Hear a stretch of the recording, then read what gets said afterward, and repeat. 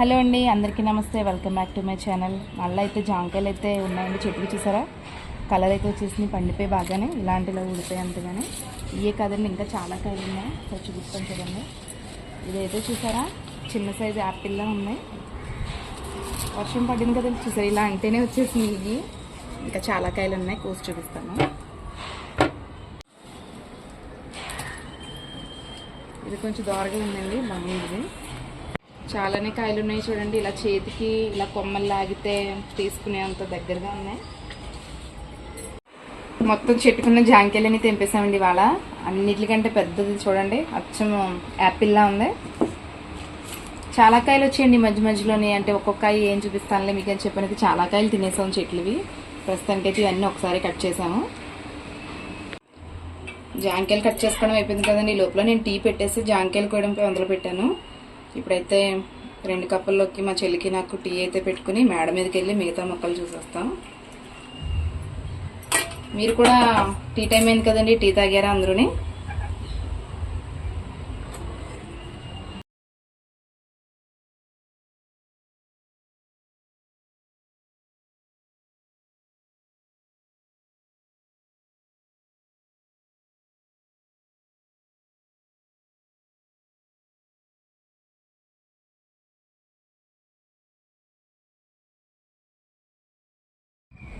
మళ్ళీ చెట్టున తొట్టులోనే చూడండి, అక్కడక్కడ కొన్ని అయితే తోటకూర గింజలు జల్లాను. అవి చక్కగా మొలకెత్తేయడం, చెట్లు అయిపోవడం, హార్వెస్ట్ చేసుకుని కూర చేసుకునేంత హైట్ అయితే ఎదిగినాయి. ఒక 2-3 డేస్లో అయితే కొన్ని మొక్కలు తీసేసి వంట చేసుకోవడానికి ఉపయోగపడతాయి. చూడండి ఎంత ఫ్రెష్గా ఉన్నదో తోటకూర కూడా. పుచ్చకాయ చెట్టు చూసారా, మళ్ళీ సర్ప్రైజ్ అయితే ఇచ్చింది. చిన్న పుచ్చకాయ చూడండి ఎంత బాగుందని.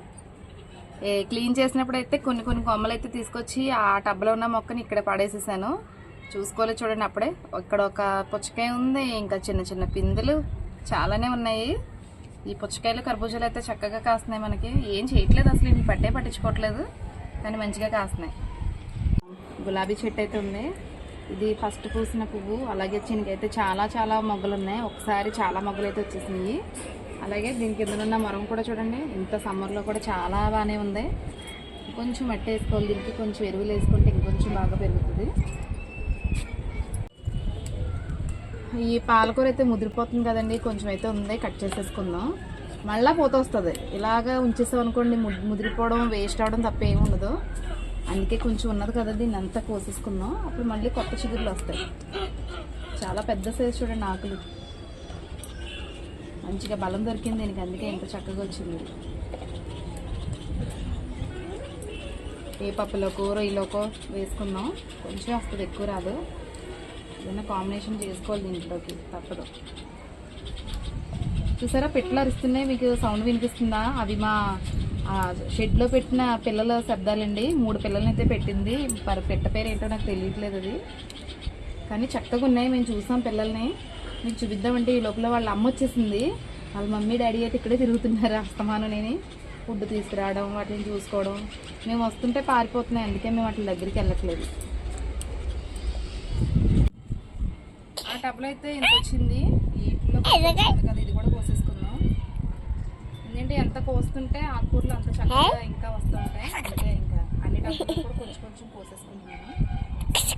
లేదండి, బాగుంది, బాగానే వచ్చింది. చెట్టు చూస్తే అసలు ఏం లేదేమో అనుకున్నాను. ఇవాళ ఎల్లో కలర్ మందారం అయితే ఉంది, కానీ నేను చూడలేదండి. మార్నింగ్ మేడ మీదకి రాలేదు. అదైతే బాగా విచ్చుకునేది అలా ఉండిపోయింది. సూపర్ కలర్ అండి ఇది నిజంగానే. కుండి పగిలిపోయింది, ఇది వేరొక కుండీలోకి మార్చుకుంటాను. ఇంకా మంచిగా ఎక్కువ ఫ్లవర్స్ అయితే వస్తాయి. మేడం నుంచి అయితే వచ్చేసామండి కిందకి. ఇన్ని జాంకాయలు అయితే వచ్చినాయి. అలాగే కొన్ని అయితే కనకాంబరాలు కోసుకున్నాం. అలాగే ఒక కవర్ నిండుగా అయితే చుక్కకూర వచ్చింది.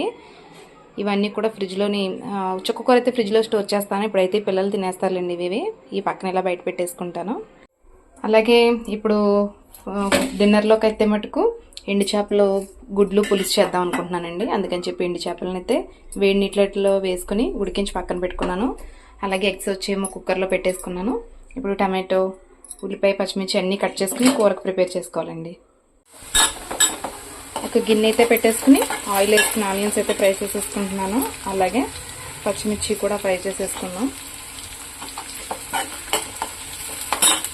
ఇప్పుడు ఆనియన్స్ అయితే బాగా ఫ్రై అయినాయి కదండి. ఇప్పుడు ఎండు చేపలు కూడా కడిగేసి పక్కన పెట్టుకున్నాను. వీటిని కూడా కొద్దిగా సేపు ఆయిల్లో ఫ్రై చేసుకుంటే మంచి కూరకైతే మంచి టేస్ట్ వస్తుంది. ఇప్పుడైతే చేపలు కూడా మగ్గించుకున్నాం కదండి. ఒక 2 టమాటాలు అయితే కట్ చేసుకున్నాం కదా, వీటిని కూడా వేసుకుని బాగా మెత్తగా సాఫ్ట్గా టమాటా కూడా మగ్గేంత వరకు కుక్ చేసుకున్నాం. ఇప్పుడు కూరకు సరిపడా కారం కూడా వేసేసుకుందామండి. తర్వాత పులుసు కూడా యాడ్ చేసేసుకుందాం.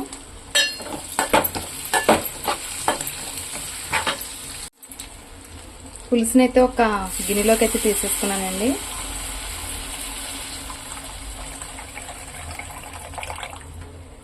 ఇప్పుడు ఇదంతా ఒకసారి బాగా కలుపుకుని ఈ లోపల ఎగ్స్ అయితే ఉడకబెట్టుకున్నాం కదా, పైన షెల్స్ అవి తీసేసుకుని కూరలో యాడ్ చేసుకుందాం.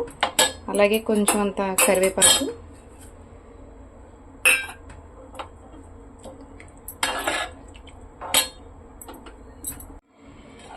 కూర అయితే దించేసుకున్నానండి. చాలా అంటే చాలా కలర్ఫుల్గా ఉంది. స్మెల్ కూడా ఎంత బాగుందంటే ఈ పులుసు అంతా కూడా ఖాళీ చేసేసే అంత అయితే సూపర్గా ఉంది. టేస్ట్ చేశాను నేను, చాలా బాగుంది.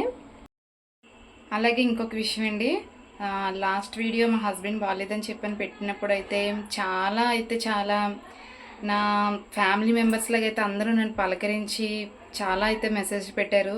అందరికీ కూడా వన్స్ అగైన్ మళ్ళీ ఒకసారి అయితే థ్యాంక్స్ చెప్పుకుంటున్నానండి. నా ఫ్యామిలీతో పాటు మీరు ఇచ్చిన సపోర్ట్ వల్ల అయితే నేనైతే చాలా హ్యాపీగా ఉన్నాను. వచ్చిన బాధనంతటిని కూడా మర్చిపోయి ఎంత హ్యాపీగా ఉన్నానంటే, నాకు కూడా ఒక బ్యాక్ సపోర్ట్ ఉన్నారు. నా ఫ్యామిలీ మెంబర్స్తో పాటు నా యూట్యూబ్ ఫ్యామిలీ కూడా నా ఫ్యామిలీగానే ఫీల్ అవుతున్నాను. అందరికీ కూడా పేరు పేరున చాలా థ్యాంక్ యూ అండి.